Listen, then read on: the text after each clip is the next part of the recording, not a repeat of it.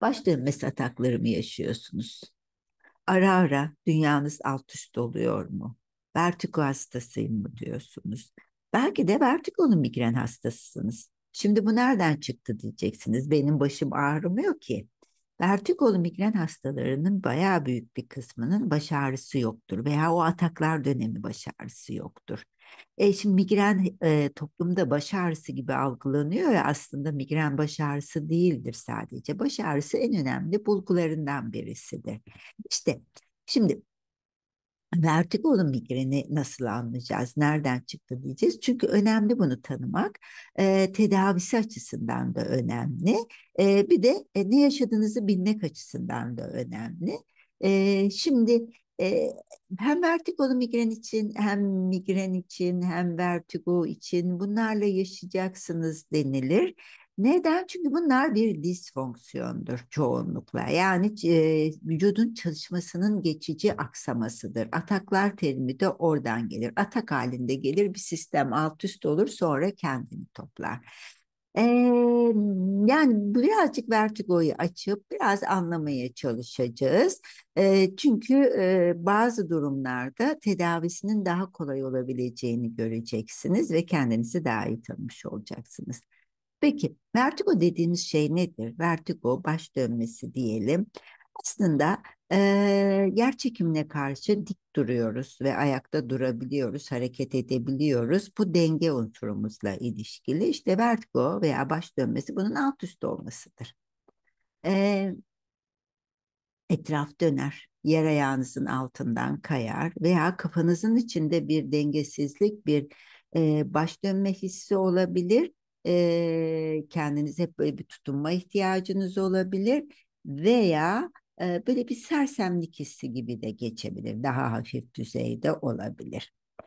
Bununla birlikte buna kulakta uğultu, basınç, çınlama eşlik edebilir. Bulantı, kusma olabilir. Ve bazı durumlarda hani kafanızı kıpırdatmak bile ölümcül bir durum. Her şey alt üst olabilir. İşte bu vertigonun tanımlaması böyledir. Peki şey olabilir, beyindeki herhangi bir tümör gibi, kanama gibi herhangi bir olaydan olabilir veya en büyük denge organımız iç kulaktır. Kulaktaki bir iltihap, bir sorun, oradaki bir kulakla ilgili, kulak burun boğaz uzmanlarını ilgilendirecek orada bir sorun da olabilir. Ama klinik pratikte bizlerin karşılaştığı bunların ikisi çok nadirdir.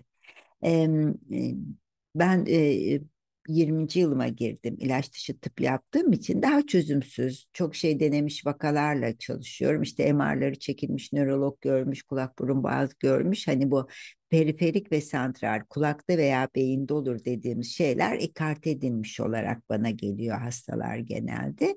Ama öncesindeki 14 yıllık hastane hekimliğimde yani iki kere tümör vertigo ile ilgili iki kere, çünkü bir sürü hasta görmüştüm o zaman da, iki kere tümör tespit ettim.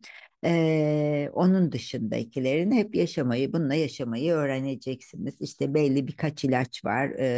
Beni derdiniz var da dinliyorsanız o ilaçları zaten biliyorsunuz. Onlardan verirdik. İşte bana geldiyse kulak burun boğaza da bir muayene olsun, kulağı da ikart edelim derdim. Kulak burun boğazcıya önce gitmişse de hasta zaten o da bana gönderir. Ben de bir beyinde santral bir şey var mı diye bakardım. Ama şimdi bir hastaya bununla yaşamayı öğreneceksiniz demek çok sevimli değil. Bir de hani 40 yılın başı. Yani bir 5-10 yılda bir böyle bir kere döndü. Hadi neyse tolere edilebilir ama sık sık ataklar yaşarsa o çok sıkıntı oluyor. Bütün programı alt üst olabiliyor. Çoluğu, çocuğu, işi, gücü, toplantısı, sınavı falan her şey alt üst olabiliyor. Peki, bunu vertigo anlatmaya giriştik aslında. Şimdi vertigolu migrenle vertigoyu nasıl ayıracağız? Ortak yanları, farklı yanlarıyla başlayacağız.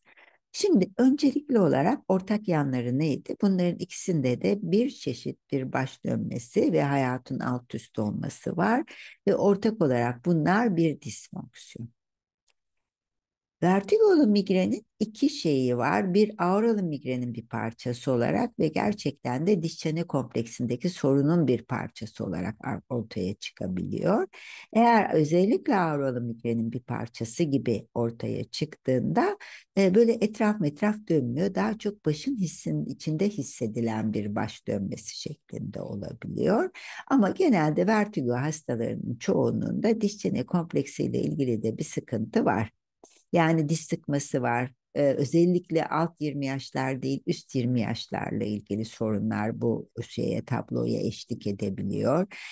Bir şekilde uygun olmayan şekilde ağzın kapanış dengesine uygun olmayan şekilde yapılmış dolgular, kronlar, kaplamalar diyeyim. Yani bu tür şeyler oluşabiliyor. Tabii hastanın kendi yaptığı da ciddi bir bruksizmi olabiliyor.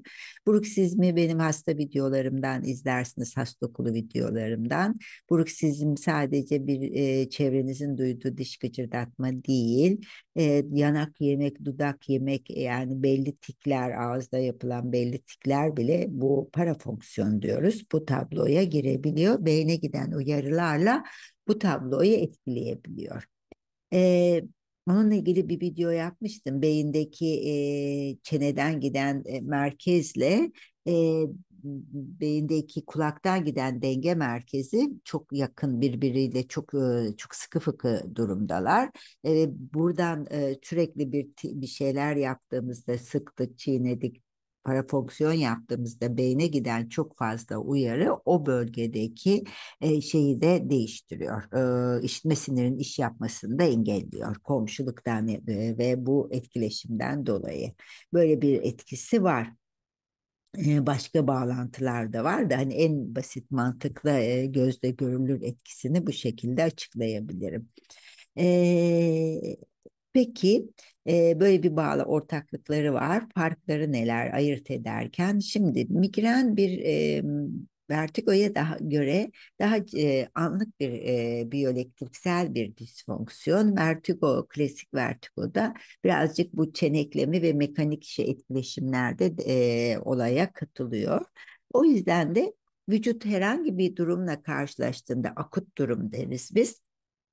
Bu durumun kendini toplaması ve vücudun kendini stabilize etmesi 48-72 saattir. 73 günde tekrar stabil olmaya çalışır vücut. O nedenle de vertigonöz migren yaşıyorsak da o da 3 günde biter, daha uzamaz. Genelde bir gün, 2 gün sürebilir. Yani o yüzden de ben vertigonoz migreni anlatırken hep şunu söylerim. Bir vertigo hatanız geliyor ama bir hafta, 10 gün, 15 gün sürmüyor. 3-5 gün, yani 3 günde falan, birkaç günde olup bitiyorsa vertigonoz migren olabilirsiniz. Buradan ayırt etmek de çok faydalı olabilir. Daha dün bir hasta gördüm. Çok uzun yıllardır hasta. Bir atak yaşıyor, 3 gün sürüyor. Diyor ki hep 3 gün sürüyor. Yani başladıysa üçüncü gün, o başladığı saat geldiğinde tak diye kesiliyor. Her şey bitiyor. Normale dönüyorum diyor. Sonra bir dönem artık çok üst üste bunlar olmuş. Biliyorsunuz migrende de kronikleşme olabiliyor ve o zaman üst üste ataklar. Yani bir atak bitiyor, biri başlıyor. Bir atak bitiyor, biri başlıyor oluyor. Uzun şeyler yaşamış ama uzun yıllardır ve bu ataklar sırasında kulakta bakmış, kulak burun bağızcı, kulakta da ödem var. Mener olduğunu düşünmüş. Menersiniz demiş. Ha, bir miktar işitme kaybı da gelişmiş hastada. Aslında migren yaşıyor. 72 saatte bitiyor. Tipik migren yaşıyor ve migrenle özellikle o sırada olan diğer bulgularında, eşlik eden bulgularında göz önüne olarak hem migrene yönelik tedavi hem de o anlamda homeopatik bir değerlendirme yaptıktan sonra kullanılan tedaviyle çok iyi sonuçlar alınabiliyor. Ancak klasik vertigoda doğrudan diş çene kompleksinde ve diş sıkma ile ilgili çalışma yapmak gerekebiliyor. Diyor ki hastalar bazen, ama işte manevra ile düzeliyor. Şimdi manevra ile Oradaki iç kulaktaki sıvı ve oradaki mikroskobik düzeydeki lifler, şeyler, oradaki endolifler, oradaki sistemin böyle bir düzenlenmesi sağlanıyor. Orası neden öyle olduğu çözmüyorsunuz. Bozulmuş yeri bir kendine getirmeye çalışıyorsunuz. Biliyorsunuz beni takip edenler, benim yaklaşımım asıl nedeni bulup çözmeye bakmak. Mesela auranın bir parçası gibi, aurayı da şey gibi algılıyoruz. Yani gözün önünde uçuşan böyle zikzaklar, ışıklar görmenin gidişi. Evet, auranın migren en çok öyle olur. Ama vertigonüz migren olunca da hayatı karartır. Orada böyle beynin içinde bir şey ve denge çok kayboluyor ama hani böyle etraf dönüp yer ayağın altında kalmıyor, o kaymıyor. O genelde iç kulakla ilgili. O da diş çene kompleksiyle ilgili olan da oluyor. Genelde hastalar o dönemde düşünce algıları bozuluyor. Kelimeleri birazcık afazi diyoruz biz. Kelimeleri bulmakta zorluk çekiyor. Düşündüklerini ifade edemiyorlar, kelime bulamıyorlar veya söylenen her şeyi de anlamakta zorluk çekiyorlar. İşte bu da tabloya eşlik edebiliyor. Bu vertigonöz migrenin aurasının bir parçası. Hatta ben hep söylerim. Van Gogh'un Starry Night Yıldızlı Gece tablosuna baktığınızda böyle dönen bir şeyler var gibidir. Ben ona bakınca böyle içim kalkar, döner benim başımda dönmeye başlar. O hissi uyandırır bende. O kulağını falan kesmesi de belki de diyorum şeydir. Tabii ki bu varsayım. Vertigonöz migreni mi vardı? O vertigo atakları böyle çıldırtıyordu. O ve kulakta uğultuyla da geliyor bazen. Dayanılmaz bir uğultu ve artan bir uğultuyla da geliyor. Dayanamayıp kulağını kesti. Çünkü migrenliler bilir, ben de dahil. Bazen kafanı bile kessen böyle koparıp atasın gelir böyle. O kadar gözün görmez. Öyle çok şiddetli ağrı yaşadığında. Ağrı yaşamıyordu belki de. Çünkü onunla ilgili hani psikiyatrik bir şeyler olabilir veya işte temporal epilepsi mi ki temporal epilepsi de böyle şeyler olabiliyor. Yani migrenle karışabiliyor. Öyle şeyler de var, notlar da var. Böyle bir durum. Peki. Yani vertigo ataklarının çok uzun sürmemesi ve daha böyle içten beynin içinde gibi olması, etrafın dönmemesi, bir de duygu, konuşma ve duygu ile ilgili başka bulguların da eşlik etmesi bizi vertigonöz migrene doğru düşündürmelidir. Tedavisi noktasında da e, homeopati olabilir bana sorarsanız. Yani artık kulak burun bağcılar bayağı tanımaya başladı vertigonöz migrenleri. Onlar belli migrende kullanılan belli ilaçları öneriyorlar hastalara. Tedavi ediyor mu? Baskılayabiliyor ama da yine çok ucuz ve uygun bir şekilde homeopati de denenebilir diyorum. Ben çok daha faydalı olabilir. Benim yaklaşımımda hem nedeni bulup hem işte daha çok bu tonsil bölgesinin bozucu alanıdır, artı bir de bruksizm ve şeyleri de tedavi etmek daha mantıklı geliyor. Bu arada tabii homeopatiyle de desteklemek. Ama olanaklarınız dahilinde en azından yaşadığınızı bilmek daha anlamlı olacaktır. Tedavi anlamında da hekiminiz de migren olabilir miyim diye uyarırsanız aklına düşürmüş olursunuz. Tedavi değişiyor. İlaç tedavisi yapıldığında değişiyor çünkü. Daha seçenekler ön plandaki seçenekler değişiyor. Bu şekilde vertigolu migrenle ilgili videomuzu da bitirelim. Migrenle ilgili videolar daha çok yapacağım ama migrenin kitabını yazdığım için ve o kitaptaki ana bilgiler değişmedi. Üzerine eklenecek çok şey var ama o temel değişmedi. 2013'te yazmıştım ben o kitabı.